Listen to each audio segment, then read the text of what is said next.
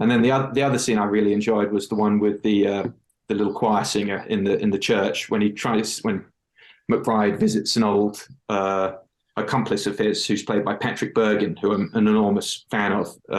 I actually paid for Patrick Bergin in this movie as well because they refused to pay the production.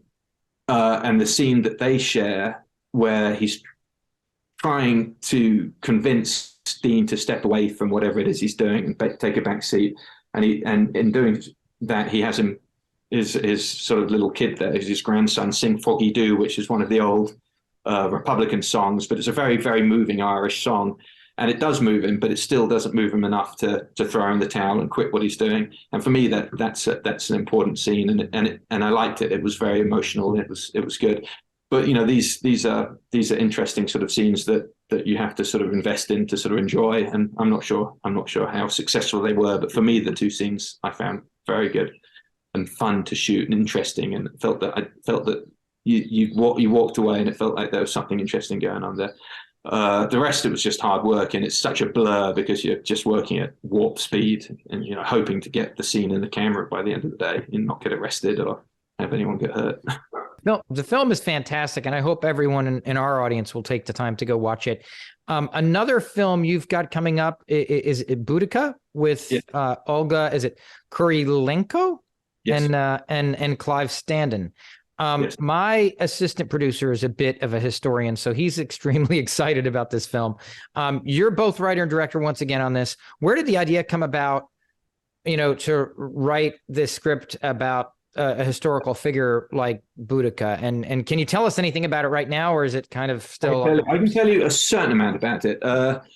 I grew up very, very interested with the Boudica mythology. Every English schoolboy or schoolboy child knew about it in my era. Boudica was the warrior who pulled together for the first time all of the British tribes in AD 60 to fight against the colonial Romans who had colonized Britain at that time. Now, Britain was not one country; it was a multitude of different tribes, Celts, different Iceni, different forms, and who had no real relation to each other. A crime was committed against Boudica, who at the time was allied to the Roman cause, and it was a crime of such such a despicable nature that it allowed her the moral sort of wherewithal to band a formerly dysfunctioning nation together as one. And at the height of her army, it was almost 250,000 troops. And she took on the Romans, and for about 5 battles, she beat them relentlessly. And then the army became unmanageable. They sent to Rome for one of these specialist guys who, Suetonius, Paulinus Suetonius, who came with his crack troops, and he set a trap for her, and that was the end of that. I think they executed all 250,000 of her army, men, women, children, animals, and that was the end of that. But for a brief flickering light, this one person existed who had the charisma and the wherewithal to pull everyone together.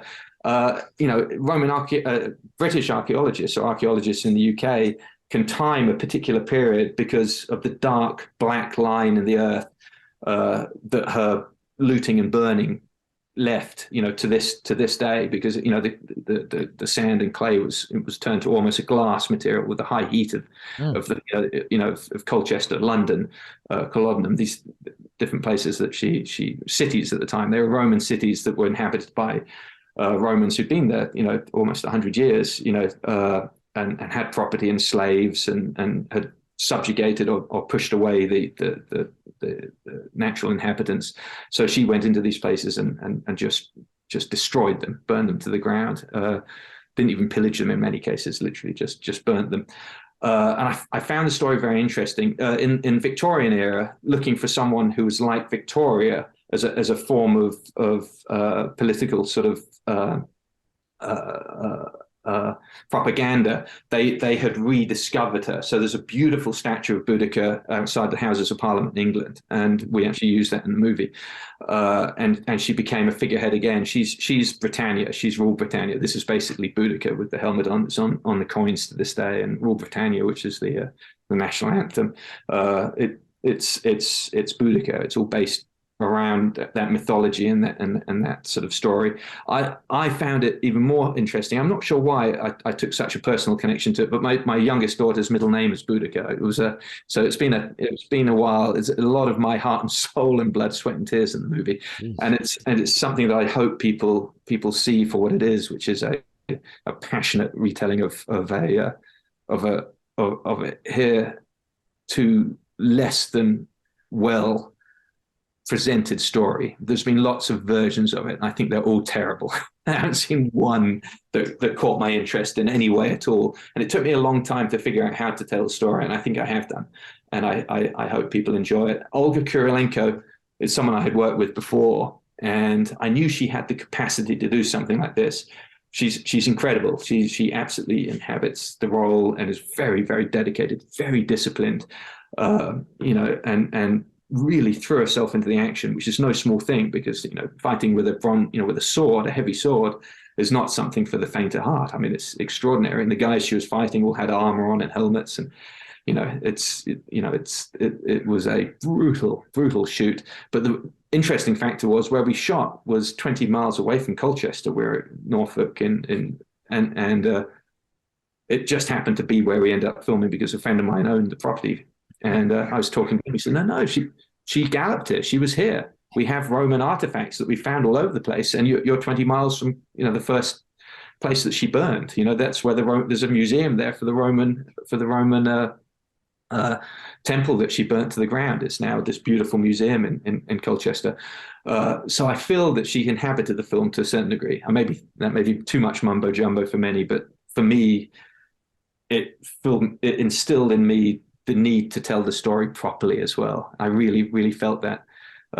And something looked after us, because I love the movie. I think it's the greatest thing I've done. I'm really, really, really proud of that film. So I'm looking forward to hearing what you think of it, David. So what else should we be on the lookout for in the next year or so from you? Have you got some other things coming up? Well, Savannah releasing Boudica at the end of the year. And then early next year, we have a film called Chief of Station with Aaron Eckhart, which is a throwback to the sort of Cold War spy films that we all, of a certain generation, remember from pre-Gorbachev, Reagan, before the wall came down.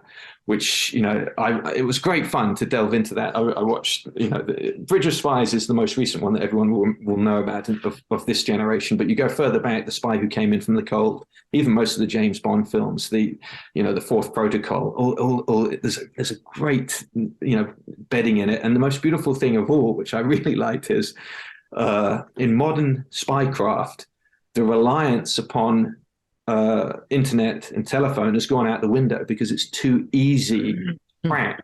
So now spies are going back to the old, dead drops and brush passing and all these wonderful techniques that was perfected in Cold War, Germany and Russia after the Second World War. When you had this antagonism between East and West, and so but it's a modern setting, but they're still using these older techniques now, which have come back, and almost come back around. So they can't even make a telephone call on a cell phone because it's too easily tracked. They'll pinpoint them. They'll be thrown compromised. Drop a hand grenade on their head. So it's all the Stone Age is the way to do it now. And so I went back and watched tons of these pictures, the John le Carre films, all this off the grid stuff. Oh my God, it was fantastic watching and realizing we can bring a lot of this into the present. So I tried to put in as much as possible. Aaron Eckhart is wonderful.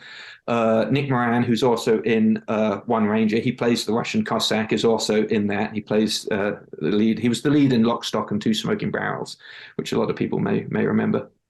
Uh, and he's wonderful in it. And Olga Kurylenko came back, and Alex Pettifer, who I'm now doing another film with, plays the antagonist and does a really scary good job. And it's wonderful. I think it's a bit of a return for him to big budget. We have car chases and shootouts.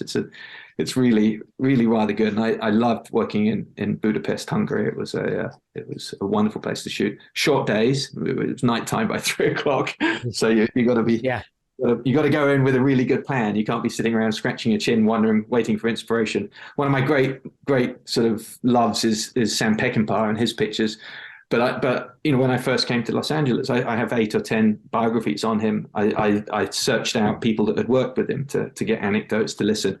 And Clark Coleman is a stuntman. His father was Cliff Coleman, who was the first assistant director on The Wild Bunch. And they said that when he was preparing that shootout, he had no plan whatsoever, and literally took 3 or 4 days to sort of scratch his head and come up with a way of shooting it. Jesse, I mean, thank you so much for joining us tonight. I mean, and you've been so generous with your time and sharing so much great information about, I mean, just the craft itself. We really appreciate it. I hope there's something that's helpful to people, or interesting, or slightly of something, of help maybe. Really a pleasure talking to you. Great questions, David. Hopefully we can do it again. Yes, thank you so much. Ladies and gentlemen, Director Jesse Johnson.